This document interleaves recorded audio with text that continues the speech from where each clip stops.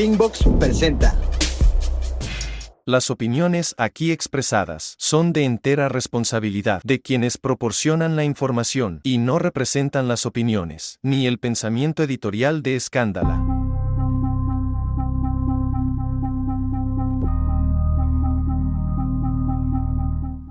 Hola, ¿qué tal? Bienvenidas, bienvenidos, bienvenides a la que probablemente vaya a ser la más importante mesa en la historia de Escándala. ¿Por qué? Te lo voy a decir fácil. Podríamos salvar tu vida. Así, de ese tamaño. Ya desde ahorita, compártela. Ya desde ahorita, bueno, síguenos. Ya desde ahorita, todo porque, en serio, esto es algo que no se discute en ninguna parte, en ningún medio de comunicación, en ninguna red. Y no se discute así con este nivel de especialistas. Vamos a hablar del consumo de sustancias. Sí, del consumo de sustancias en la comunidad LGBT, pero también del consumo de sustancias. Así que si no eres de la comunidad, bienvenida, bienvenido. Toma nota. Saludo con mucho cariño, con mucho respeto a nuestros invitados. Comienzo por un hombre valiente al que llamaremos Pepe. ¿Cómo estás, Pepe? Muy bien, muchas gracias. Placer, un honor. Honor estar aquí con ustedes. Él es usuario de sustancias. Saludo también con mucho respeto y admiración a Jeremy Bernardo Cruz Islas, psiquiatra, maestro de salud mental pública. Álvaro, qué gusto estar aquí. Placer, un honor, Jeremy. Mira, uno hace lo que puede. A mi lado tengo a un hombre también que respeto mucho, él sabe del tema, al rato lo escucharemos, Elio Mungaray. Muchas gracias. Gracias, Álvaro. Gracias a todos. Placer, un honor, Elio. Y qué placer tener a una muy importante activista. Mucho gusto y pues muy feliz de estar aquí para compartir con ustedes. Un placer, un honor. Vamos a iniciar exactamente como no esperas que inicie esto. Ahí te va. Vas al teatro, vas al cine. ¿Y qué es lo primero que detectas? Que en tu bonita película de amor, que en tu serie de acción, no hay nada más chido que meterte algo. Pero así, normalizado. Como que mira qué divertido, como mira qué necesario, mira qué romántico. A ver, Jeremy, ¿qué onda con eso? Bueno, el consumo de sustancias es algo que la humanidad siempre ha usado. Entonces, desde frutas fermentadas, hongos, cafeína, eso no es lo que veo en las series, ¿eh? No, bueno, es que se ha ido, digamos que, complejizando. Desde el siglo XIX con las guerras por opio, entre otras cosas, las sustancias son y han sido como perennes en la humanidad, es decir, estables todo el tiempo. Pero hoy tenemos sustancias químicas que pueden ser un poco más peligrosas que en el pasado y sobre todo creo que el tema que tendríamos que hablar aquí sobre el riesgo que tenemos en las sustancias es que están adulteradas para hacerlas todavía más potentes y que te enganches bien sabroso. ¿Por qué no se dice eso cuando estás viendo la serie, cuando estás viendo la película, cuando estás viendo la obra de teatro? Porque es como, qué rica mi sustancia, quiero. Yo creo que se han ido construyendo diferentes narrativas, unas enfocadas en el placer, que yo no necesariamente no veo mal, o sea, creo que también podemos hablar de cómo gestionamos el placer, porque pues la verdad el consumo de ciertas sustancias sí nos produce placer, ¿no? Y creo que visto desde el placer podemos hablar de cómo lo gestionamos, pero también hay narrativas súper prohibicionistas, ¿no? Y alarmantes como estas que hemos escuchado en la radio, sobre todo las que vienen del gobierno, ¿no? Que justamente ponen el foco pues en lo otro, ¿no? Como en los riesgos, y creo que ambas narrativas son importantes para que podamos como recibir los dos mensajes, pero creo que, bueno, pues a veces se enfocan en el placer y no hablan de cómo se gestiona, ¿no? Nada más parece así como que la puerta abierta al consumo. Elio, ¿qué piensas de la romantización del consumo de sustancias? Mira, te puedo hablar un poco de la experiencia que tengo. Eventualmente, como muchos saben aquí, todos hemos en algún punto experimentado algún químico, alguna sustancia, desde alcohol, tabaco, café o muchas otras. Yo lo que podría decir, complementando lo que estábamos comentando ahorita, es efectivamente hay una romantización y parece como si fuera algo que no nos va a hacer daño. Y sí hace daño, sí lleva a gente a la catástrofe. Y claramente criminalizar al usuario y hacer pasar al usuario como el origen del problema es algo muy cómodo para los gobiernos y para, digamos, una manera de abordar el asunto. Aquí lo que tenemos que encontrar es un mensaje claro para la sociedad de que efectivamente puedes ejercer tu libertad con mucha responsabilidad hasta cierto punto. Y ese punto lo tienes que tener muy claro como individuo. Si no lo tienes claro, te vas a hundir. Y muy rápido. Yo quiero mencionar algo, perdóname Álvaro, y es, las sustancias además varían como el tipo, ¿no? Se pueden clasificar primero por legales y Exacto. ilegales, que eso es simplemente una política estatal. Sí, Va, tal cual. creo que eso lo vamos a entender muy claramente, legales y ilegales. Pero también se pueden clasificar por su nombre, que cafeína, que anfetamina, que metanfetamina, que LSD y sus efectos, que esa es la clasificación que los psiquiatras usamos, ¿no? Sustancias estimulantes, disociativas, alucinógenas, depresoras, entre muchas más. Los efectos que tienen, obviamente la gente sí los puede romantizar porque los buscan.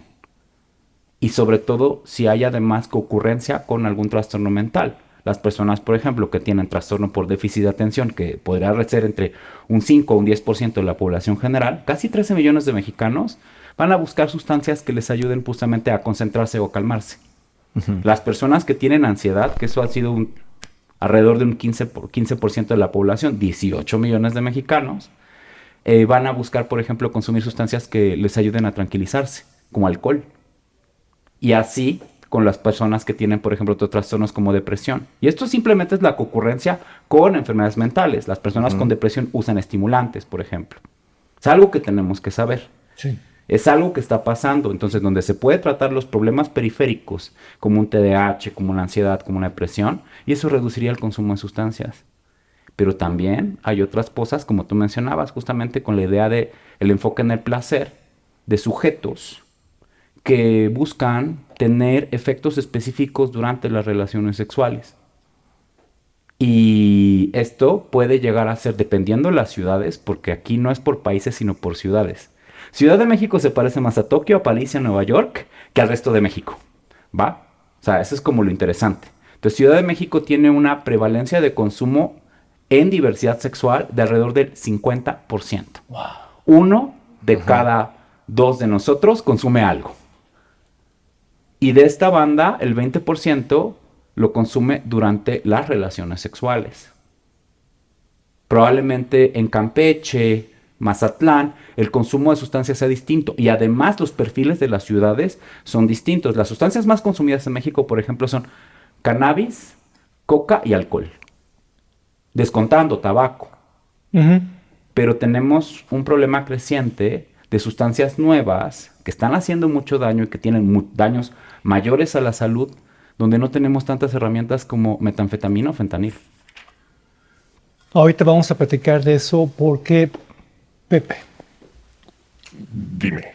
¿qué opinas tú, usuario de sustancias, con una historia alrededor de esto, de la romantización que se hace precisamente de estarte metiendo cosas para que tu sexo sea mejor, para que te la pases más chido y demás?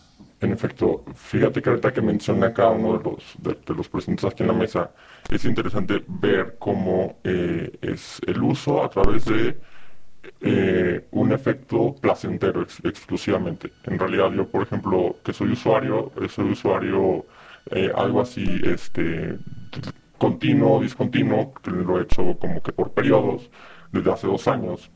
Entonces, el tema de la sustancia va a ser conocido exclusivamente en el ámbito o en el aspecto de una relación sexual. O sea, jamás fue así como el ejemplo que empezaste tú la charla, ¿no? De ir al teatro y otras personas con las cuales también he llegado a consumir, en las cuales es, oye, vamos a ver una película y vamos a echarnos un cuadro, ¿no? O vamos a escuchar música y vamos a fumar mota, ¿no? Por ejemplo, ¿no? En realidad, las sustancias que he llegado a experimentar siempre han llegado a través de un vato, yo soy gay completamente, entonces de un vato con el cual me dice, oye, vamos a probar esto, vamos a probar una tacha, vamos a probar un cuadro, vamos a probar coca, vamos a probar mota y vamos a coger, ¿no? O sea, ese es como que el ámbito en el cual yo principalmente he tomado eso, ¿no? Le ponemos otro plus que es aquí como comenta Jeremy, que es el aspecto de tener un padecimiento psiquiátrico, ¿no? Yo también tengo TDAH y tengo TLP, que son diagnosticados. Entonces, esos ámbitos te hacen, de alguna manera, como comentó Jeremy, el aspecto de tener TDAH, y me quedó bastante claro cuando me lo explicó ampliamente, la búsqueda de la novedad, ¿no? Buscar algo nuevo, buscar una estimulación continua, que sin tratamiento correcto me hace estar buscando algo nuevo, ¿no? Y el TLP, pues, otra situación, ¿no? Otro tipo de impulsividades, inestabilidad emocional, que de alguna forma hacen que estés buscando una estimulación continua y que no haga y que deprimas o que no sientas esos sentimientos negativos que te da el padecimiento psiquiátrico como tal, ¿no? Del aspecto de romantizar, pues, está complejo. O sea, porque de alguna manera uno lo busca normalmente, bueno, en mi aspecto es buscarlo por una necesidad psicológica o una sensación de que quiero complementar el bienestar o estar bien con alguien. Más que el aspecto de que, creo yo, desde mi perspectiva de usuario, que las personas con las cuales lo he consumido, todas, como comentó Jeremy, el porcentaje tan alto, todos tenemos un tema psicológico o psiquiátrico de base que nos hace buscar una estimulación adicional a algo. Yo he conocido muy pocos usuarios o muy pocas personas con las cuales he convivido que no tengan algo de base. Fíjate lo que estás diciendo. Exacto. O sea, yo no he conocido a alguien coherente, alguien totalmente, lo voy a decir como tal, sano, o bueno, como pues, lo que se conoce como la población general, o la mayoría de la población general, alguien estable psicológicamente, que me vamos a consumir y lo haga de manera continua. Yo pienso que un punto muy importante del consumo, como bien lo comentó Jeremy, es el aspecto de base, nuestra psicología que está tan alterada, o un padecimiento psiquiátrico que nos hace buscar esta necesidad. Voy con Sí, yo quería agregar, o sea, justo lo que vemos desde los movimientos de reducción de riesgos y daños, es lo que se llama set and setting, ¿no? Como el contexto personal, individual, que tiene que ver con esto que ya nos comentaban, pues el historial clínico, ¿no? Las tendencias de consumo que cada persona tiene, pero también los contextos sociales en que consumimos estas sustancias, ¿no? Muchas de las personas que hacemos este tipo de activismos, pues también reconocemos que consumimos muchas sustancias, empezando por el azúcar, ¿no? O sea, desde la más normalizada, regulada. Y la más adictiva desde mi punto de vista. Total, ¿no? Y la que tienes acceso desde que eres una infancia, Exacto. además. O sea, sí, pero bueno. Entonces, sí, justo lo que pensamos es, pues, si no conoces tu set and setting, ¿no? Tu contexto social de consumo y personal de consumo, no puedes tomar decisiones autónomas y responsables sobre tus consumos, ¿no? Porque también pensamos que el consumo, pues, es una decisión de autonomía, no una decisión personal, pero que si no conoces esto, y la verdad es que en México, pues, quién sabe su contexto psicológico y psiquiátrico familiar, o sea, muy pocas personas tienen acceso a esa información, y además reflexiona de su contexto social, ¿no? O sea, la idea es que podamos como abordar estas conversaciones para que cada persona pueda realmente tomar una decisión y justo cuestionarse si lo hace por placer o porque está atendiendo a una necesidad que viene de otro lado, ¿no? Que es donde puede haber un poco de riesgo. Pero Exacto, y aquí nada más algo rapidísimo, que es lo que complementó el que es, le echamos la culpa al usuario. Al usuario. Sí. Exacto, pero el usuario es ignorante de muchas cosas que lo Eso hacen, es que correcto. cuando consuma, en realidad, esto se convierte en un frenesí. O sea, desde mi experiencia voy a poner eso, o sea, es una palabra que me encanta, es algo que tocas y que no siempre sabes que te va a dar, te va a hacer como una gorda en tobogán. Así No lo es. sabes controlar porque nadie te enseñó a controlar el consumo de una sustancia de esta manera. Así Voy es. con Jeremy y Quiero- luego con Helio. Es que Sí. hay algo bien interesante que mencionas y demás. Desde mi área académica, yo lo voy a llamar como determinantes sociales en salud. ¿Va? Y que son todas las condiciones externas al usuario, al paciente o al sujeto que favorecen o no condiciones específicas de salud. ¿A qué me refiero? En países donde tenemos una situación de guerra o de violencia, Me suena. ¿va? me Te suena, ¿no? Con tasas altísimas de asesinatos y demás, el consumo de sustancias se duplica o se triplica, principalmente las legales como el alcohol. ¿Va? Esa es una parte importante. Países que se encuentran como en variaciones o crisis económicas, el consumo de sustancias también se multiplica. Países que tienen crisis migratorias, como no sé, 500,000 personas que llegan por la frontera sur, ¿no? Y que vienen con otro consumo de sustancias específicamente, tienen entonces un mayor consumo de sustancias. Más los cambios en la destrucción de algo que llamamos tejido social, en donde probablemente antes existía como una mayor comunidad y esto se ha roto, favorece entonces también un incremento en el consumo de sustancias. Esto es lo macro. Y aquí es sacar justamente, como ustedes mencionaban, al usuario y entender las demás situaciones que nos están poniendo, no sé si puedo decir groserías, y que nos están chingando como personas, como sujetos, a no nada más mi consumo de sustancias, sino a mi salud mental y a mi propia salud física, poniéndome en riesgo a diabetes e hipertensión por inflamación crónica. Eso es lo que estamos viendo aquí. Pepe menciona algo bien interesante aquí. Y es los fenómenos de consumo de sustancias los vemos por 3. Tolerancia, que es empiezo a consumir cada vez una mayor cantidad de sustancia para tener las intoxicaciones iniciales o los efectos iniciales. Es decir, voy aguantando más. Lo hemos oído todos así sabe tomar, o sea, está tomando más y más y más, aguanta. Y lo celebramos. Eso se llama tolerancia, es un fenómeno de los receptores aquí ya están cambiando en tu cerebro. Abstinencia, que es un efecto contrario a la intoxicación. Si el alcohol me relaja, me favorece como el apagar todo el cerebro, pues la abstinencia de alcohol va a ser ansiedad. Me voy a sentir mal, súper tenso, sudoroso y demás. Si los opioides me dan un placer extremo, se siente delicioso, el abrazo de tu abuelita, la abstinencia va a ser dolor físico, ansiedad y molestias. Si la cocaína me favorece como acelerar el pensamiento, la abstinencia va a ser depresión, al igual que con metanfetamina y anfetaminas. Hay elementos bien interesantes. Entonces hay tolerancia y abstinencia, pero el más interesante, el objeto de estudio hoy en las neurociencias es un tercer fenómeno que tenemos que entender bien y qué es lo que nos causa problemas, que se llama apetencia, Álvaro. ¿Qué es eso? Se me antoja consumir la sustancia y estoy pensando en la sustancia en todo momento. Lo cual implica que hay una afectación en todo mi circuito de recompensa y entonces se vuelve una idea obsesiva conmigo. Esto es ya cuando lo bajamos al sujeto, pero en los daños en su cerebro. Las lesiones específicas que tenemos que estudiar.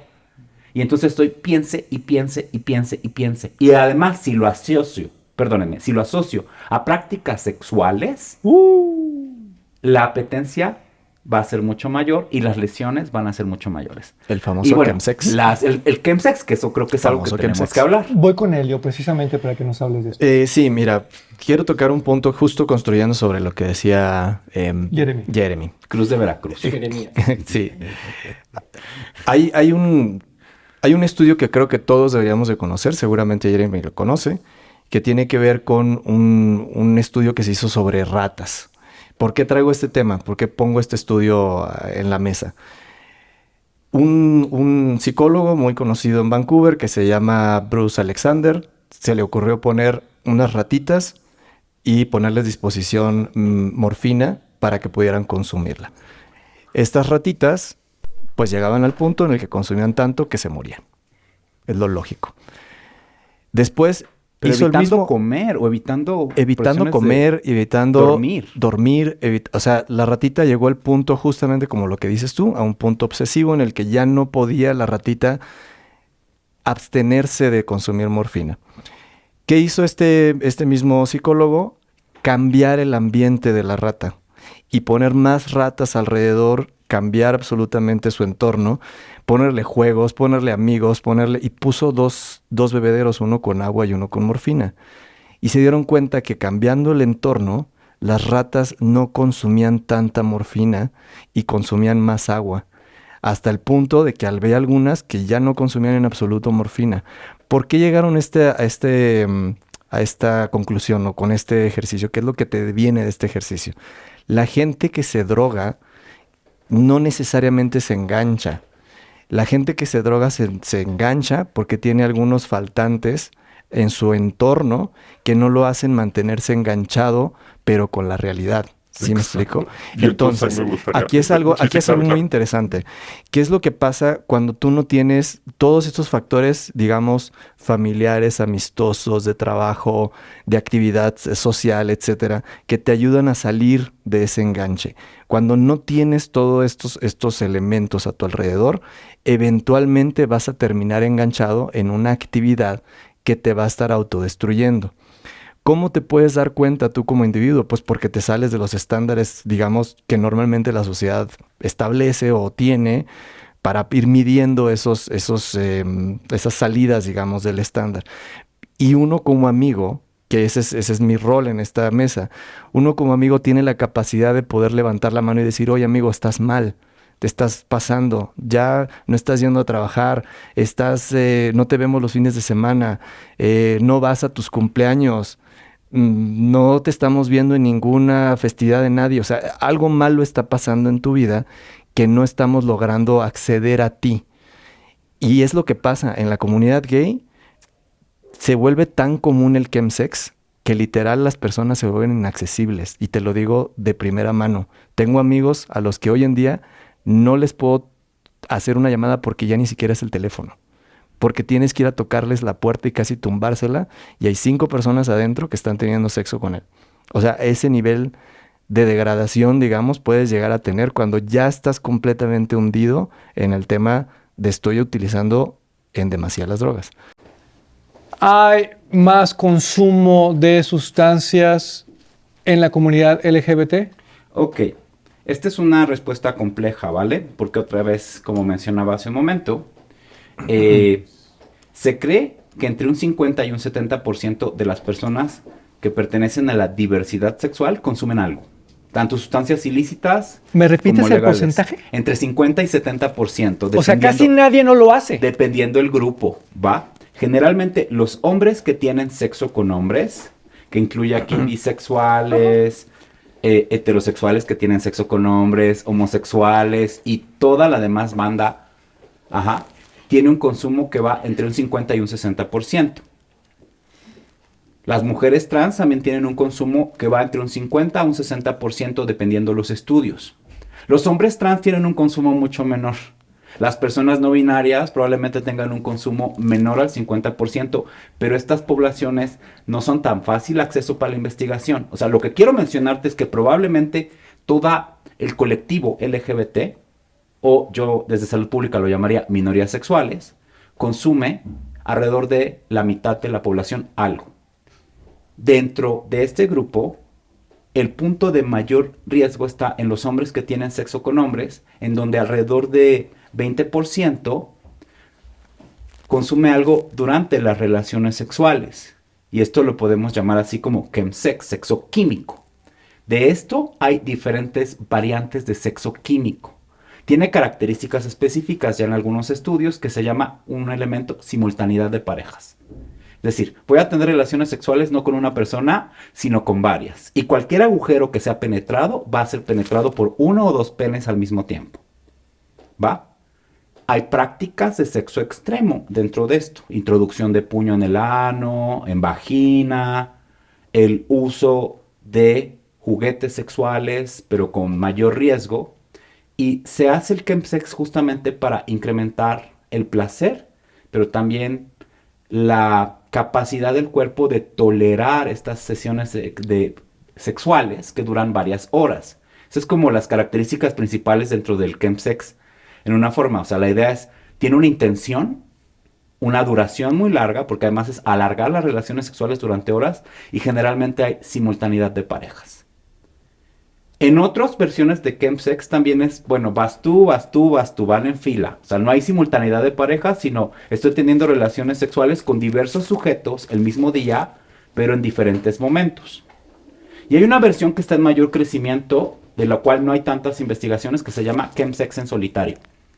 Yo consumo metanfetaminas o gamma hidroxibutirato o alguna de las sustancias que se usan para esto, para masturbarme durante horas viendo porno. El riesgo está justamente que la persona podría tener una sobredosis y no sabemos qué pasó. Ojo, Ojo. no estamos haciendo promoción del consumo. No. No te confundas. Por eso yo tengo la obligación profesional de preguntarle a Jeremy lo siguiente. ¿Es malo? Considero que si se aplican medidas, y aquí creo que nos podría pelotear un poco Te más. dije que iba a ir con ella. Es importantísimo. Medidas de reducción de riesgos. Podemos pasar de chemsex a un concepto nuevo que se llama chemsafe. ¿Va? usar sustancias que sí tengan cierto potencial estimulante y que me ayuden a amplificar el sexo, pero que no me generen un daño como la metanfetamina. Sustituir la metanfetamina por otras sustancias también podría beneficiar a los pacientes. Dar educación sexual, sobre todo en formas de prevención como la profilaxis preexposición, reduciría el riesgo de VIH impresionantemente. Porque ¿qué pasa? Cuando yo consumo una sustancia, no tengo noción de riesgos necesariamente. No voy a usar condón porque estoy no teniendo relación sexual con una persona, sino con muchas. Por lo tanto, en algún momento, por la impulsividad, por todo lo que hay atrás de la sustancia, voy a evitar la protección. Si yo uso PrEP, y con las técnicas que tenemos hoy, el PrEP es mucho más seguro, no hay tanta interacción con las sustancias o es nula, por lo tanto es mucho más seguro reducir un riesgo más que es el VIH y otras ITS. Yo ya estoy viendo a la gente que nos está observando en este momento. Ya, de aquí soy, están buscando qué me meto, porque ya dijo Jeremy que de repente puede haber algo que sí me funcione. Me preocupa, porque ¿dónde está esa información? ¿Dónde saber qué puedes consumir y qué no? ¿Qué vas a consumir que te vuelva adicto de por vida o te mate y qué no? Yo creo que podemos empezar por decir que todo consumo implica un riesgo, ¿no? O sea, todo Exacto. consumo, desde el azúcar, la cafeína, el alcohol, obviamente, pues las sustancias ilícitas implican riesgos, ¿no? El movimiento de reducción de riesgos y daños justo surgió por población VIH positiva que empezó a cuidarse entre ellas, haciendo prácticas como evitando el intercambio de, sobre todo que usaban sustancias inyectables, ¿no? Evitando el intercambio de jeringas, ¿no? Utilizando la sustitución de jeringas, por ejemplo. Y justo lo que empezó a entender esta población, pues es que sí, van a seguir consumiendo y el consumo existe. Entonces yo diría, estoy de acuerdo con esta pregunta que es deber moral y que es interesante hacernos, ¿no? De si es bueno o malo, pero creo que lo que podemos como consensar es que la prohibición tiene efectos negativos en las personas que usamos sustancias, ¿no? O sea, es el clásico de cuando te decían en la escuela, el mejor método anticonceptivo es la abstinencia, y pues todo el No, mundo pues no. tenemos sexo, entonces ¿de qué te sirve ese tip, no? Lo mismo es que te digan, el mejor método para no tener un problema de salud por consumo de sustancias es no consumir. Pues no, la gente va a seguir consumiendo, lo que necesitamos es justamente reducir los riesgos de ese consumo, ¿no? ¿Y cómo lo hacemos? Existe un triángulo, el triángulo de Simberg, que enfoca, bueno, en una parte está la sustancia en sí misma, ¿no? ¿Cómo reducimos el riesgo de la sustancia? Pues sabiendo qué es lo que nos estamos metiendo. Ha evolucionado muchísimo, ha habido muchísima adulteración y hay nuevas sustancias psicoactivas todo el tiempo, ¿no? O sea, quienes estamos en esos temas tenemos que estarnos actualizando también porque hay todo el tiempo nuevas sustancias psicoactivas. Entonces, primero hay que conocer qué es lo que estamos consumiendo. Ya hablábamos hace rato del contexto personal, individual, que bueno, podemos seguir ahondando de eso, pero también está la otra parte social, que ya hablábamos, pero algo súper interesante que comentabas es pues quién accede a los servicios de salud, ¿no? O sea, sabemos que la población de la diversidad sexual enfrentamos barreras de entrada al servicio de salud y ahora si usamos sustancias psicoactivas, pues mucho menos vamos a ir a pararnos a un hospital en caso de que sentamos que estamos teniendo un problema, ¿no? No vamos a ir a los servicios de salud pública porque no están destinados a las poblaciones usuarias que tienen consumos recreativos. Están destinados sobre todo a quienes tienen ya un consumo problemático, pero y todo el demás grupo de personas que utilizamos sustancias y no tenemos un consumo problemático, no tenemos servicios de salud destinados a nosotros. Permíteme. Entonces la idea es, necesitamos políticas de reducción de riesgos y daños integrales que cubran todo, la sustancia, la persona y los servicios. Voy con Jeremy y luego con él. Uno de los elementos más importantes que creo que tenemos que andar, y no estoy totalmente de acuerdo contigo, y esto lo tenemos que decir más claramente, es verificar la calidad de la sustancia que estás usando. Eso es lo más importante. En plataformas de ventas de tecnología y demás, puedes comprar los kits para verificar la calidad de las sustancias. El problema es que tenemos en México es, al tener una política abstencionista, porque eso es lo que tenemos, no podemos tener los kits necesarios para que la gente verifique las sustancias que está consumiendo. Hoy tenemos además combinaciones nuevas, como tú mencionabas, de sustancias específicas y la adulteración con fentanilo hace que esto sea todavía más riesgoso con justamente lesiones graves desde los primeros consumos. Esto es como una parte que me encanta porque esto es fundamental mencionarlo, ¿no? Verificar la calidad de la sustancia. Hablando sobre políticas de salud en un mundo ideal, en un México ideal, que vea por la salud de las personas, que invierta más del 10% del Producto Interno Bruto, que invierta más de $7 por ciudadano para tener servicios de salud mental adecuados, entonces también tendríamos políticas de riesgo específicas para ciertos grupos minoritarios. Pero quiero recordarles algo, mi país, México, está compuesto de minorías. Yo sé que todo el mundo podría decir que hay una gran mayoría mestiza, eso no es cierto. No es lo mismo ser mestizo en Sonora que ser mestizo en la península de Yucatán o ser mestizo aquí en Mesoamérica. Hay un 10% de población afromexicana, hay un 10% de población indígena que se define como indígena a sí misma, hay un 10% de población que es diversidad sexual y así podemos ir sumando platos a lo que es la diversidad de nuestro país. Por lo tanto, hacer una política especializada en los diversos grupos minoritarios cambiaría la vida de todos. Voy con Elio. Ok, justamente con este tema de las políticas públicas, 1.3% del presupuesto de salud es lo que se dedica para temas de, digamos, salud mental. Es ¿Qué? absolutamente nada. ¿Me lo repites? 1.3% es una cantidad risoria para este tipo de temas. Entonces, como justamente estamos partiendo de una política de prohibición, donde ponemos 330 millones de miles de 330 mil millones de pesos para combatir el narcotráfico y ponemos solamente 3,000 millones para poder generar salud, digamos, para la comunidad o en general para todos los padecimientos psicológicos, ahí tenemos un 110 veces más de inversión que se está haciendo para combatir el crimen o para combatir el narcotráfico que para salvar a la gente de la muerte o de su problema mental. Los políticos siempre nos van a decir, ok, estoy actuando, quiero ir en contra de las causas, quiero ir a resolver los problemas de origen, pero no lo ves en el presupuesto.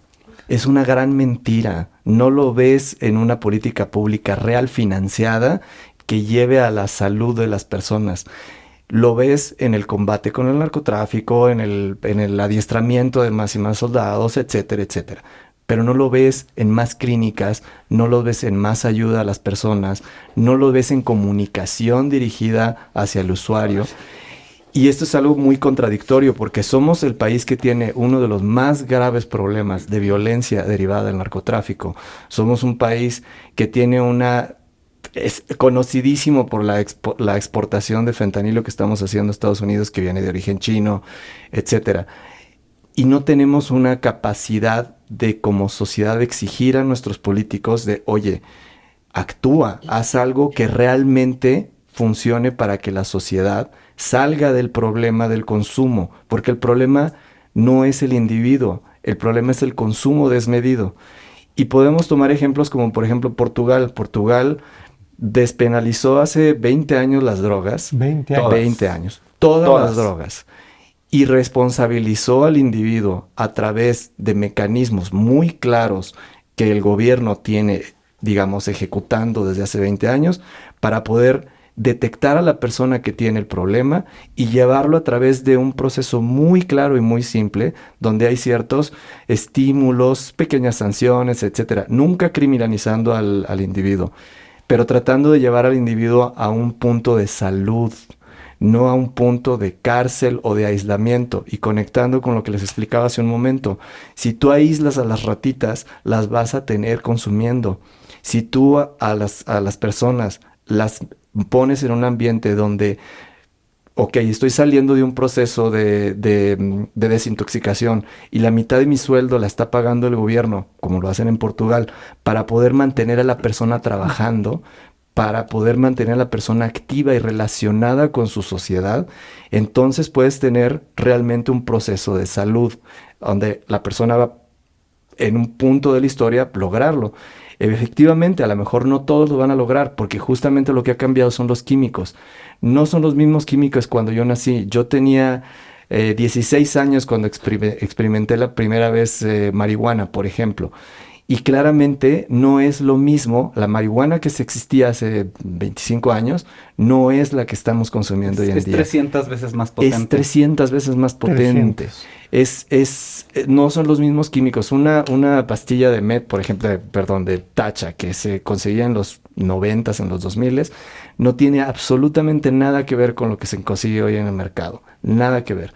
Por eso es importante que hablemos de estos temas aquí. Por eso es importante que tú participes. Dinos, ¿estás de acuerdo con la despenalización de las drogas en México? Es necesaria. Estamos esperando tu respuesta en las redes sociales de Escándala. Ya, pero ya. Porque juntos y juntes podemos conseguir cosas. Ahora, si me permiten, Sí. yo quisiera darle un giro a esto porque odio los programas que hablan sobre drogadicción y siempre terminan igual y siempre acaban aburriendo a la gente Claro. y siempre son una desgracia que no aporta. No, aquí se trata de ayudar. Así que juguemos afuera máscaras, vamos a decirnos nuestras verdades, vamos a conocernos. Yo quiero que empiece explicándole a las audiencias de Escándala qué hace. Porque tú haces unas actividades realmente impresionantes, bueno, impresionantes para alguien como yo, que no se comentan. Haces estudios, estás muestreando. ¿Nos puedes hablar de eso, por favor? Porque yo creo que mucha gente se va a interesar. Somos parte de una campaña internacional que hace intervenciones comunitarias, por ejemplo, en las alcaldías, en festivales, y hacemos análisis en festivales. Estamos intentando hacer también intervenciones comunitarias, ¿no? Porque también, bueno, algo que pensamos mucho y reflexionamos como equipo es, en un festival, quien tiene acceso a analizar sus sustancias, ¿no? O sea, queremos que no solo las personas que pueden entrar al festival sean quienes tengan acceso a este tipo de servicios. La idea es que esto debería ser un derecho, ¿no? De las personas, un derecho a la salud, saber qué estás consumiendo, porque justo evoluciona tanto y si tú no sabes qué es lo que estás esperando, más bien si no es lo que tú esperas, lo que te vas a consumir, no sabes cómo cuidarte, ¿no? Y a veces sabemos que muchas personas, aunque venga adulterado, lo vas a consumir porque pues ya le invertiste y lo que sea, pero puedes modificar la dosis, pero puedes estar mucho más pendiente de tu hidratación, ¿no? O sea, en toda decisión puedes reducir esos riesgos si sabes lo que estás consumiendo. Información es poder. Gracias. Pepe, ¿cuál es tu historia? ¿Cuál es mi historia? Interesante. Afortunadamente yo tengo, vengo de una familia acomodada en la cual, bueno, me dio una educación, tengo una educación superior, o sea, fui a la universidad y tengo incluso un grado extra, ¿no? Yo comienzo a consumir, o bueno, mi acercamiento con el consumo de sustancias siempre había sido ocasional, ¿no? Fuma mota y a lo mejor ten sexo con un chavo, ¿no? A lo mejor el consumo de poppers, que también es muy común, el consumo de, alguna vez ya me dieron una sustancia que sabe como a petróleo y que se llama G. Entonces también esa cosa te hace sentir como borracho y hace sentir como si estás borracho y como que te excitaras, ¿no? ¿Qué otra sustancia llega a consumir? Un cuadrito que en realidad fue un triangulito, no sentía absolutamente nada, pero bueno, todavía no lo he experimentado por completo. Y finalmente Crystal Meth, ¿no? Crystal Meth lo comenzó a consumir de manera ocasional con un amigo, un médico, que me dice, bueno, vamos a fumarlo, ¿no? La forma fumada fue como lo experimenté, ¿no? Y la forma fumada lo puedes fumar con una pipa pequeña o lo puedes fumar con un aditamento que se llama bong, que es te echan agua. Entonces lo que hace es que sea una sustancia, o el humo pasa a través de un lugar donde se deposita agua y le ponen, no sé, Kool-Aid, una menta, y hace que cuando tú inhales el humo, salga con un sabor agradable, no te queme como lo que ocurre en la pipa, ¿no? Entonces es muy peligroso este tipo de consumo porque no mides cuántas fumadas llegas a tener.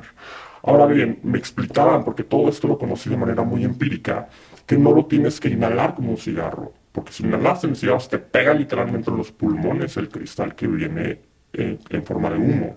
Me queda claro que podemos estar 2 horas hablando de esto, pero ¿qué pasó contigo? Exacto, ¿qué pasó conmigo? Lo consumí en esa ocasión y comencé a experimentarlo eventualmente cada mes, 2 meses, 3 meses, pero me daba cuenta que justamente en el consumo era como quítate el freno. O sea, lo que comentaban es, lo peligroso de las sustancias es te desinhibe por completamente. Hablando especialmente de Crystal Meth, te vuelves una persona completamente impulsiva y hombre de las cavernas, o sea... Tú fuiste no un te hombre de importa, las cavernas. Por supuesto, o sea, lo consumes y literal no te importa cómo lo consumes, no te importa tener 5 o 8 hombres en tu departamento, no te importa...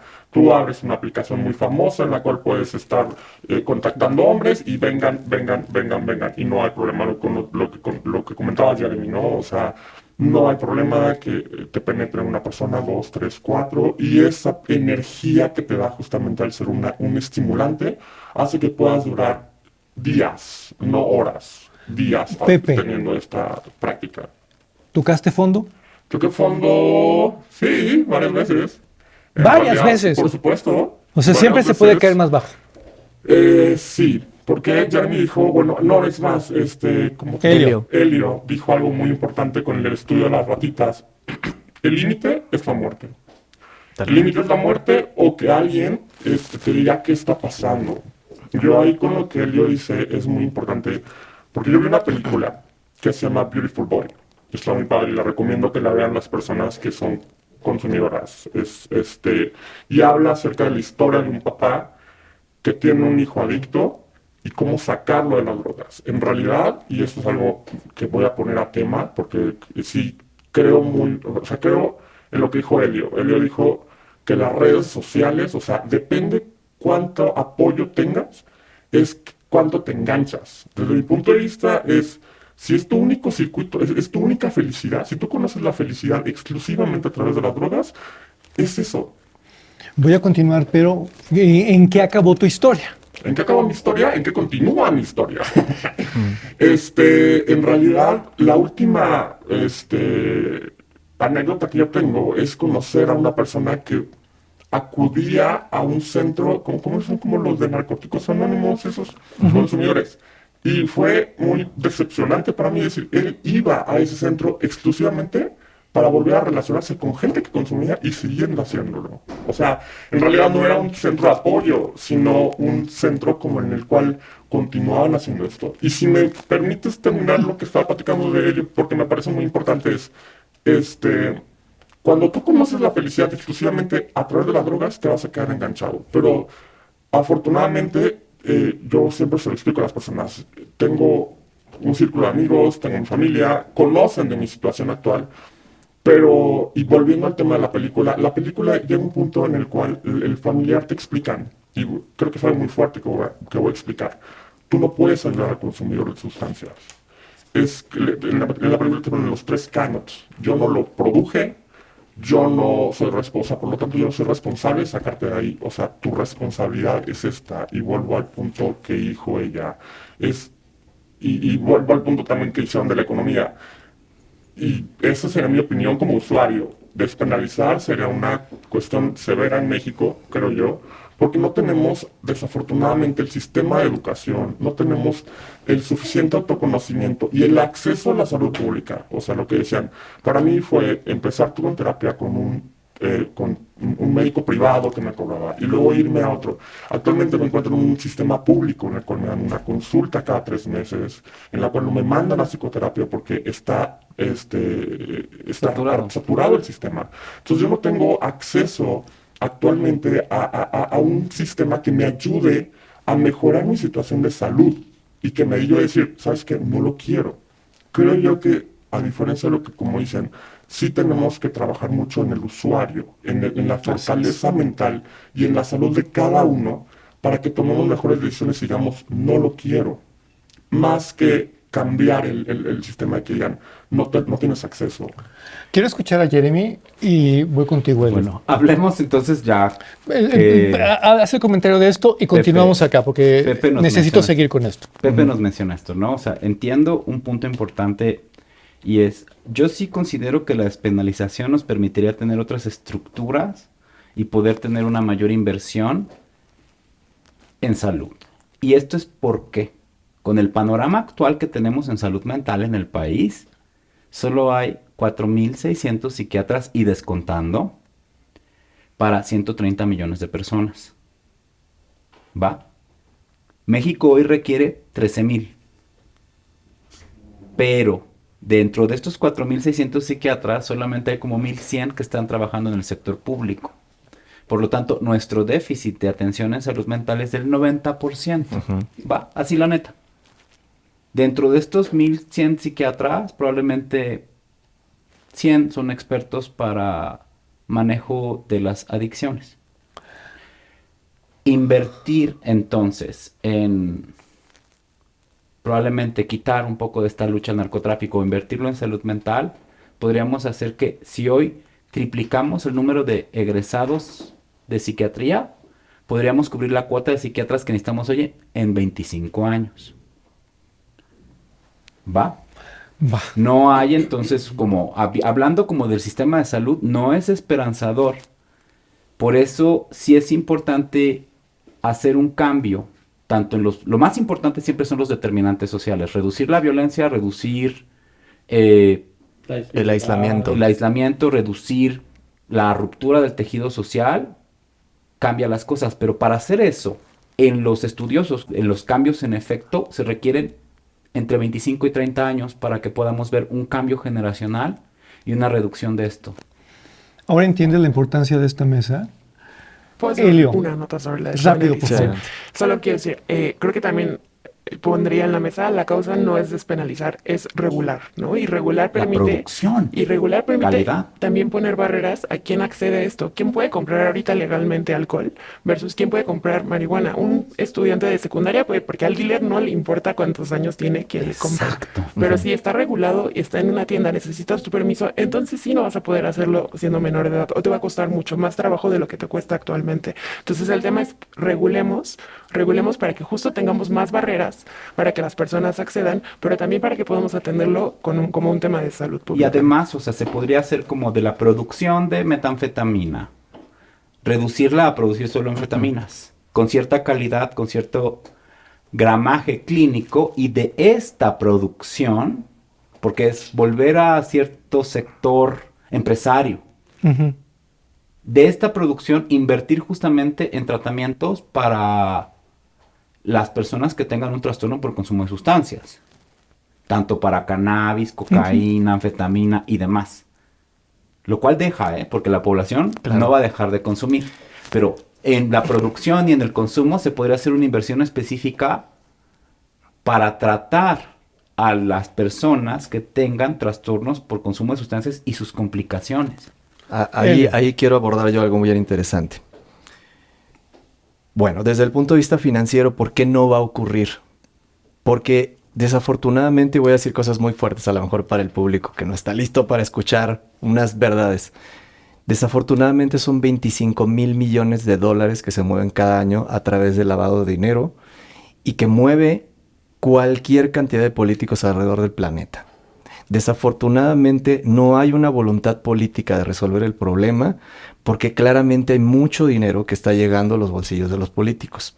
Y claramente no hay ninguna intención de generar más políticas públicas de salud porque es un impuesto, si lo quieres ver así, muy grave, muy triste, que se va a todos los segmentos de la sociedad que consumen.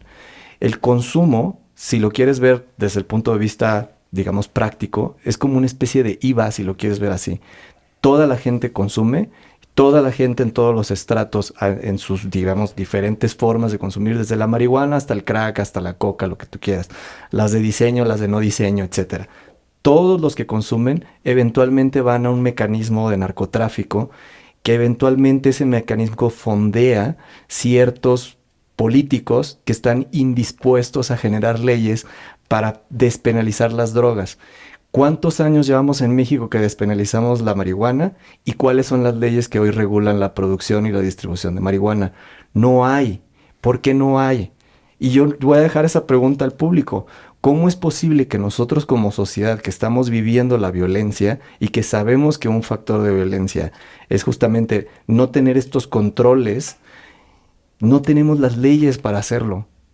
¿Dónde están nuestros representantes? ¿Dónde están nuestros representantes trabajando en esas políticas de regulación para generar, a lo mejor, sí, químicos que en un momento dado nos van a dar alegrías momentáneas, pero que no nos lleven a la muerte? Porque es lo que está pasando hoy en día. Hoy en día el cristal, y lo digo claramente al público, el cristal te está llevando a la muerte. Y no hay manera de detenerlo, porque no hay políticas que están destinadas hacia la salud. Voy con Pepe. Ok, me gustaría retomar algo que muy interesante que acaban de decir. El cristal mata. Fíjate que yo justamente desde el punto de vista, bueno, yo que conozco o he conocido gente usuaria, he llegado a conocer gente que lo consume de hace más de 14 años.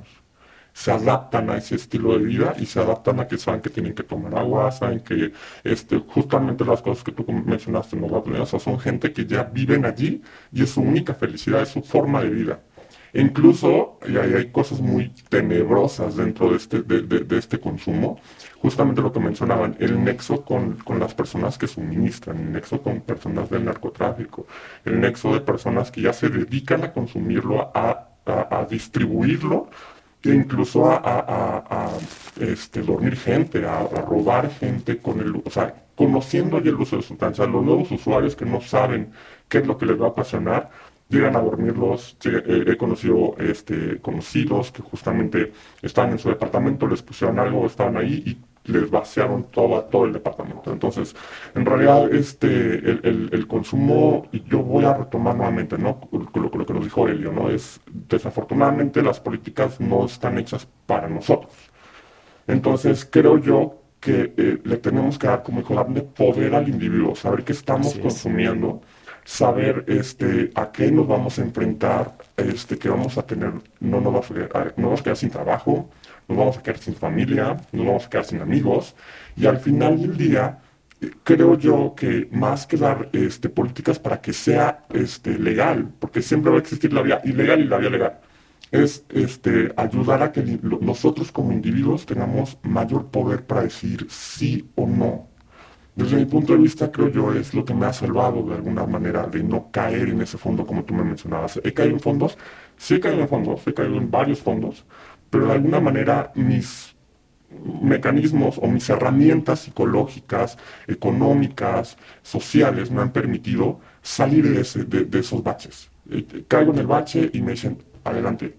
Y entonces es esa educación que afortunadamente tuve o ese acceso que tengo a la información me ha permitido no caer en el bache y quedarme en el bache. Entonces creo yo que el acceso a la información que yo tengo, el conocimiento que yo tengo y la mucha o poca actividad económica que tengo me ha permitido decir, no sigas en eso, porque me veo al espejo y me veo y digo, no, güey, estás mal. Date cuenta que eres privilegiado, precisamente por eso. Elio, yo quisiera que nos hablaras de lo que has visto, de lo que has vivido. Porque así como cada quien está contando su historia, tú tienes una historia que contar. Sí, claro. Mira, desde mi punto de vista personal, yo he perdido varios amigos con el tema del cristal. No uno, varios. Tengo más, creo que tengo más amigos perdidos que dedos en la mano. Desafortunadamente, pues es muy triste perder un amigo porque lo vas viendo decaer en una secuencia muy lógica que ya la conoces, ya sabes cuál es el mecanismo por el que se te va a ir ese amigo. Ya le puedes ir previendo lo que va a ocurrir. Desafortunadamente, y vuelvo al tema, como no tenemos una legislación, no tenemos ninguna manera de ayudar a la persona como amigo, como primo, como hermano, no puedes anexarlo. Tú no tienes la capacidad legal de anexarlo, no tienes la capacidad, digamos, física de interponerte y hacer algo por ayudar a la persona. ¿Qué es lo único que puedes hacer como amigo? Mantener esa red de amistad, esa red de actividad, tratar de sacar a la persona de su casa, que no esté en esas sesiones de chemsex inacabables donde claramente se está autodestruyendo, llamar la atención y poder, digamos, intervenir de alguna manera en su vida. Pero estás limitado. Tú como amigo estás limitado y es muy triste porque al final pues ves una vela que se apaga. No sé cómo explicarlo. Claro. Entonces, como comunidad tenemos que aprender a apoyarnos y a generar esta red de amistades realmente valiosas. No amistades de redes sociales de números de like y de gustos similares, etcétera. Eso no te va a ayudar en el momento que estés en una crisis de abstinencia. No va a venir esa persona a ayudarte y abrazarte. Yo sí, tu amigo sí. Él es el que sí va a estar ahí a tu lado. Rápidamente, ¿cómo fue que tú no te enganchaste? Mira, primero que nada, yo he consumido drogas, pero yo no he consumido drogas del nivel y de la frecuencia en la que he estado rodeado, digamos. Yo vengo de una sociedad, yo vengo del norte, vengo de una sociedad en la que el meth, el cristal, tiene 20 años, donde la gente viene consumiendo meth desde décadas. Y claramente tú ves en los diferentes estratos sociales perderse la persona que usa cemento, o sea, pegamento, thinner, hasta la persona que usa cosas de super confección, la cocaína que tiene sabor a coco y las cosas súper elevadas. Entonces, todos van a dar la misma tumba. Todos van a dar el mismo cuadrito. Si te excedes, vas a terminar en el mismo cuadrito. Entonces, desafortunadamente, no es uno ni dos amigos que he perdido en esas situaciones. ¿Cómo se logra salir de ese tema?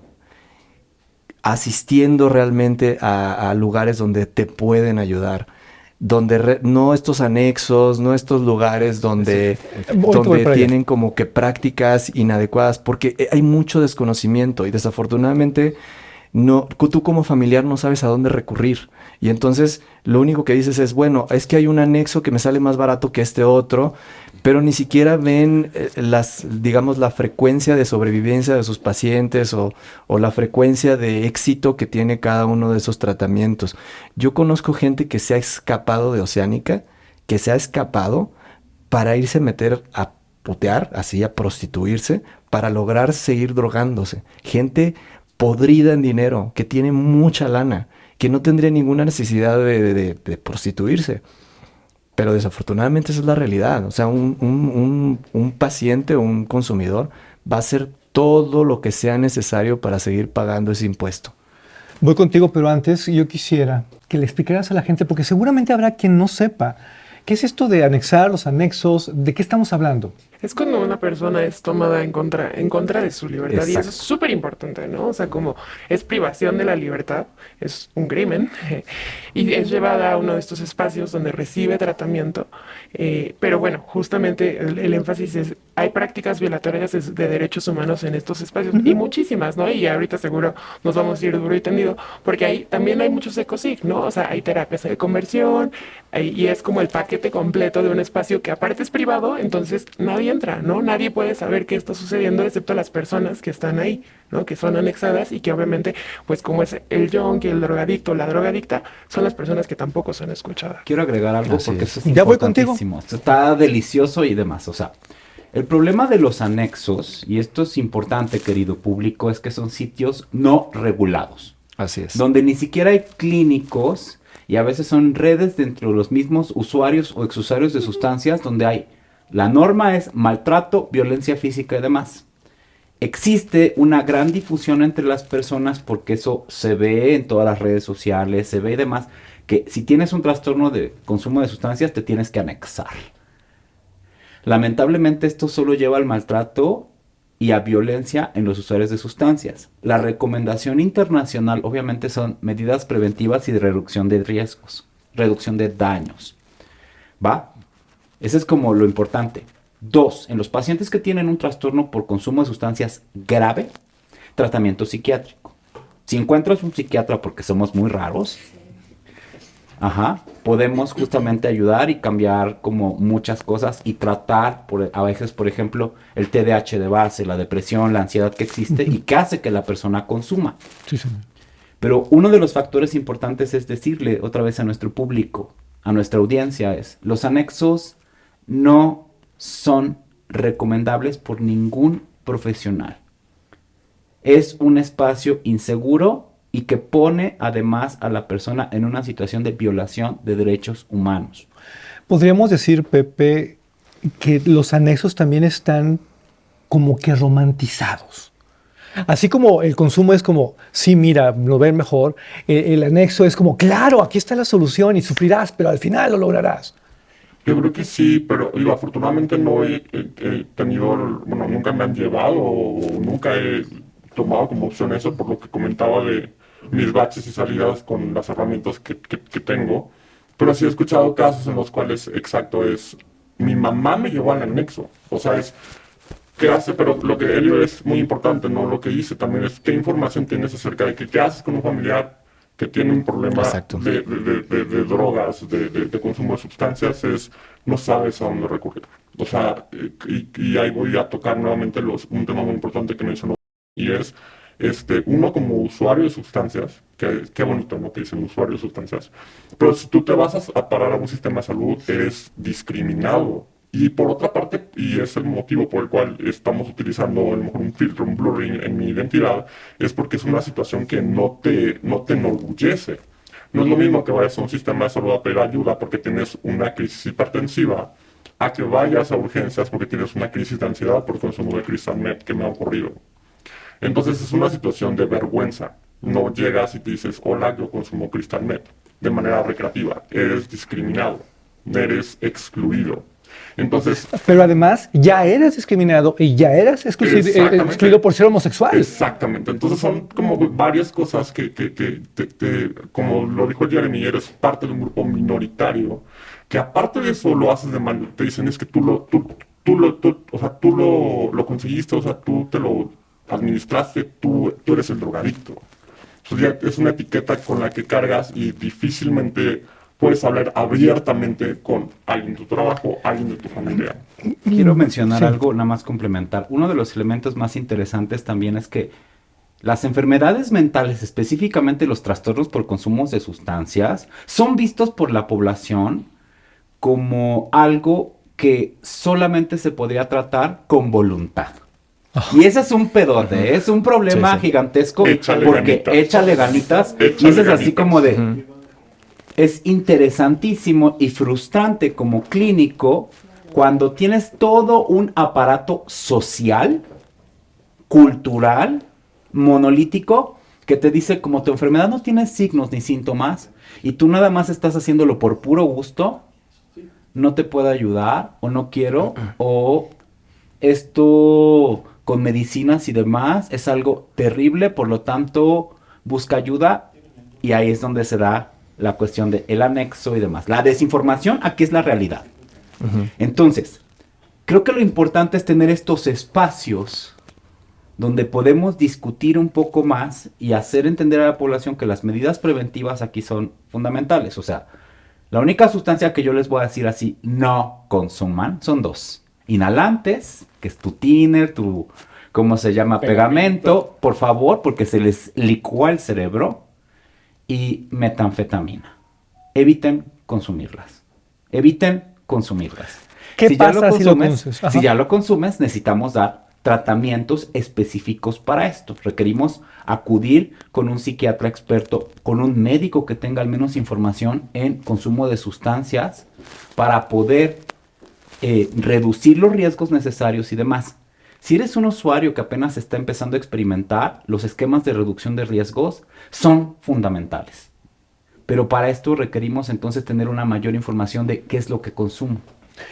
Antes de pasar acá, yo quisiera hablar contigo de un tema que me agobia mucho. ¿Qué pasa con tu sexualidad después de haber consumido sustancias? ¿Qué pasa con tus orgasmos? ¿Qué pasa con eso que se supone que es lo que estás buscando mejorar? Depende de la sustancia que consumamos. Y eso es un factor importante. Una de las sustancias que tiene mayores alteraciones en el circuito de recompensa y por lo tanto en tu placer, en tus orgasmos, en la excitación, erección, lubricación vaginal o dilatación anal, es la metanfetamina. En casi 70% de los sujetos, Álvaro, las personas pierden la capacidad de sentir placer de forma natural. Algunos otros sujetos van a poder sentir orgasmos, tener placer y demás, aún con el consumo. Pero en 70% de los sujetos esto se pierde. La recomendación como expertos internacionales como Helen Dolenjevich, que ella es experta en Europa, pero allá tienen otro problema con otras sustancias, es esperar 2 años para volver a sentir placer o empezar a sentirlo, con tratamientos médicos ya instaurados. Entonces, lo que sucede aquí es entonces, necesito además de, esto me ayuda a conectar, me ayuda a tener relaciones sexuales extremas, también me ayuda a sentir placer. Por lo tanto, la gente tiene que estar haciéndolo de forma constante y hay refuerzos sumados. Pregunta para el público. ¿Qué es lo que no debo de consumir precisamente para evitar quedarme sin orgasmos durante 2 años? Obviamente, metanfetamina, cristalina, cristal, crico, evítenlo. Si quieren tener orgasmos, evítenlo. Gracias. Ahora, Helio, ¿es lo mismo ser discriminado por ser drogadicto que ser discriminado por ser drogadicto y homosexual? Claro que no. claro que no. Es una etiqueta aún más pesada el tener la etiqueta de drogadicto más el ser homosexual. Definitivamente, y lo vamos a ver en todos los entornos familiares. En un entorno familiar del que yo vengo, digamos, más norteño, claramente hay como mucho rechazo a ese tema de la homosexualidad. Es algo muy inherente a las ciudades más pequeñas de este país. Eso es una de las razones por las cuales yo vivo en la Ciudad de México, porque claramente el rechazo hace 20 años era insoportable. Hoy en día tal vez es un poco más abierto en esas pequeñas comunidades, digamos, del interior. Pero la etiqueta de ser homosexual y además ser un adicto es muy pesado en esa sociedad. Y es en la gran mayoría del territorio nacional. Aquí en la Ciudad de México tal vez somos un poco más liberales, un poco más empáticos, un poco más socialmente aceptado, pero en el interior es muy pesado, muy pesado. Entonces, claramente tú como adicto o como homosexual, si te acercas a pedir ayuda a la familia, la misma familia te puede llegar a rechazar. Y es una vergüenza familiar que la gente se entere. Y quiero conectar con algo. Cuando la persona muere, y lo digo así al público, cuando la persona muere, la familia lo esconde. Y hay una cifra oscura ahí que no conocemos realmente de qué está pasando realmente con la sobredosis, porque la familia trata de esconder el que el familiar ha muerto por un tema de sobredosis. Y entonces eso es un problema justamente que no nos permite tener la data y la información correcta de cómo llegó la persona a morir, cuál fue el proceso. Y si no tenemos esa información como familia, como sociedad, como gobierno, no vamos a ser capaces de poder afrontar el problema con información. Estamos muy solos. Si alguien nos está viendo en este momento y necesita ayuda, ¿qué puede hacer? ¿A dónde puede acudir que verdaderamente le sirva, que verdaderamente le ayude? Yo sé que cada historia es personal, etcétera, pero oriéntanos aunque sea un poquito, porfa. En la Ciudad de México existe el Instituto de Atención y Prevención a las Adicciones, que ha evolucionado mucho y afortunadamente ya contempla la reducción de riesgos y daños y ha trabajado, todo un comité interinstitucional. ¿Cuánto me cuesta la consulta ahí o cómo le hago? Es público, es gratuito. Obviamente, pues el tema con los servicios de salud pública es que toca esperar y toca, como Pero, tenemos que mejorarlo, pero existen por servicios internet me de salud. meto. Sí, al IAPA, así, IAPA. Lo puedes buscar como YAPA, pero también están los sectores privados, ¿no? Y como intermedios, como Clínica Condesa, que Te por allá nos complemento, irán a ¿no? contar. Los centros de integración juvenil de Ciudad de México también están funcionando y dan atención a la población que tiene consumo de sustancias. Hay psiquiatras, hay expertos en chemsex, hay psiquiatras, hay expertos en consumo de metanfetaminas en centros de integración juvenil. Algunos toxicológicos también tienen la capacidad, sin violentar los derechos humanos, para dar tratamiento. Y como tú mencionabas, y eso es muy importante, las tres clínicas Condesa, las dos Condesa Iztapalapa y la Unidad Santo Tomás, tienen psiquiatras expertos formados en reducción de riesgos que pueden ayudar a los grupos que tienen más dificultades económicas, ya que toda la atención ahí es pública y gratuita. Los servicios privados siempre van a existir, pero otra vez lamentablemente, porque esa es parte importante también de lo que he hecho a lo largo, es las cuestiones económicas, el tratamiento, solamente para como una persona que consume cristal, ronda los 8,000 pesos al mes. ¡Sas! Y es un tratamiento que va a tomar más de 2 años. Quiero pedirles un favor. Jamás en la historia de la mesa de escándalo lo he hecho. Quiero comprometerlos a que hagamos una segunda mesa, partiendo de tus comentarios. Sí, pregunta, participa, es para ti. Yo voy a meterme, voy a tomar nota de todo, nos vamos a volver a reunir. Obviamente va a ser otro día, participa ya, pero en friega ya. Sí, lo podemos hacer. Sí, claro. Encantadísimo. Ok, conste porque queremos ayudarte, queremos salvarte la vida. Vamos a despedirnos, ¿sí? Con una conclusión mirando a la cámara. Por favor, ¿qué le dices al público de Escándalo? Pues reiteraría esto, ¿no? Todo consumo implica riesgos. Es importante conocer esos riesgos para que justamente podamos minimizarlos lo máximo posible y no como que está esto de, bueno, tengo mi dealer de súper confianza. tu dealer no sabe de dónde viene la sustancia que te vende. A menos de que tu dealer analice sus sustancias, no sabe qué te está vendiendo. Entonces, analiza tus sustancias aunque venga del mismo dealer. Tienes que siempre analizar tus sustancias y pedir que existan estos servicios en todos lados. Un placer, un honor. Elio, querido, por favor, a la cámara. Que estimada comunidad, lo opuesto a la adicción es la conexión. Generen conexiones de valor, generen amistades, confíen en la gente que los ama. De verdad, de corazón se los digo, acérquense a las personas que están tratando de ayudar. Yo sé que a veces se vuelan la cabeza con alguna droga y están felices en una sesión de sexo o de fiesta o de lo que sea. Tómense un minutito para reflexionar y de verdad, de corazón se los digo, escuchen a la gente que los ama. La gente que los ama está ahí porque los quiere ver cerca, los quiere ver siempre. Y no queremos perderlos, de verdad. Muchas gracias, Elio. Un placer, un honor. Jeremy, a la cámara. Bueno, creo que lo voy a decir, lo voy a repetir siempre. Hay que evitar dos sustancias y esas evitarlas. Siempre, no las prueben si no lo han hecho. Inhalantes y cristal. Esto nos pone en un gran riesgo y demás. Si tú tienes problemas con el consumo, acude con expertos. Y estos son psicólogos clínicos, especialistas en adicciones, o médicos psiquiatras especialistas en adicciones, en los centros que ya mencionamos antes, centros de integración juvenil, los institutos para prevención de adicciones, el Instituto Nacional de Psiquiatría, las clínicas Condesa. ¿Por qué? Porque ahí vas a encontrar tratamiento y te va a cambiar la vida. Muchas gracias. Un placer, un honor. Pepe, cerremos con broche de oro, con alguien que ha sido usuario.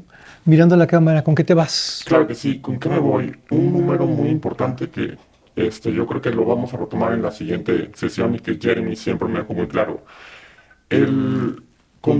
La tasa de éxito de una persona que consume cristal se mide de 2 personas de cada 10. Es desafortunado cuando uno consume esta sustancia. Es una cifra muy pequeña. Entonces, ¿qué le diría yo a las personas que actualmente consumen? Toma la fortaleza de tener una red diferente. Creo que el ejemplo de la ratita está súper interesante, ¿no? No solamente existe la droga, no existe la droga no es la única forma con la cual puedes generar placer. Existe placer a través de personas que no son redes sociales. Yo soy contra redes sociales. Genera una amistad que esté contigo, genera lazos con tu familia, resuelve esos problemas, créate un buen hábito, nadar, una buena disciplina, haz ejercicio, haz otra cosa. Yo lo que he hecho, la forma en la cual he sobrellevado esto es busca una alternativa a ese placer. Nunca va a ser el mismo, como bien dijo Jeremy. Es una dosis elevadísima de dopamina, es una euforia, pero sí trata de buscar una alternativa sana, que no te mantenga enganchado a esto, porque al final del día te estás destruyendo y eso hace un mecanismo de que lo sigas consumiendo nuevamente. Entonces, creo yo que sí la fortaleza mental está en uno mismo. Hay que generar redes, sí es cierto, el gobierno nos tiene que ayudar, el sistema de salud, pero el dejar una sustancia está en uno, no está en las demás personas. Y esa película, veanla, se llama Beautiful Boy, ahorita que está muy de moda, ese chico Chamalet, que yo le digo Chamalet, chequenla, está muy padre. Y ahí justamente el mensaje que te da es que el dejar una sustancia está en uno. Hacemos sufrir a las personas que nos quieren, hacemos sufrir a nuestros amigos, a nuestra familia, porque justamente no nos pueden ayudar. Lo que dice Elio, te ven destruir, te ven decaerte, y llega un punto en el cual dicen, pues, no puedo estar aquí contigo 24/7, pero busca la fortaleza para que no te enganches con eso y busques alternativas saludables de generar euforia. Muchas gracias, Pepe. Un placer, un honor. Vámonos con esto.